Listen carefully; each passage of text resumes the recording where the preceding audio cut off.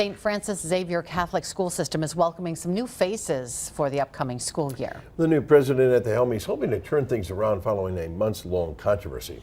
In a First Alert exclusive, Samantha Cavalli spoke with the new president about his role and how he will lead the community into a new era. This past school year has been an interesting one for the Xavier school system. The new president, Terry Tyrrell, is hoping to make a change and bring the school system back into a positive light.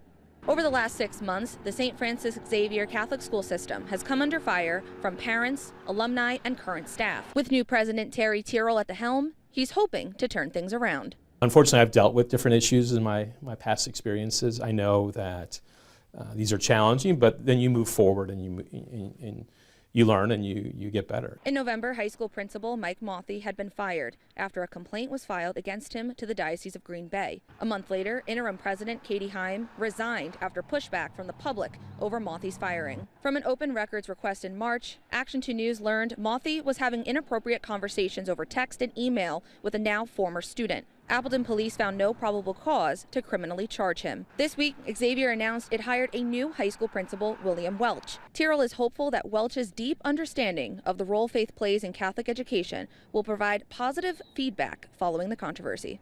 Both Tyrrell and Welch will officially take office July 1st. You can watch my sit-down interview with President Tyrrell tonight on Action 2 News at 10.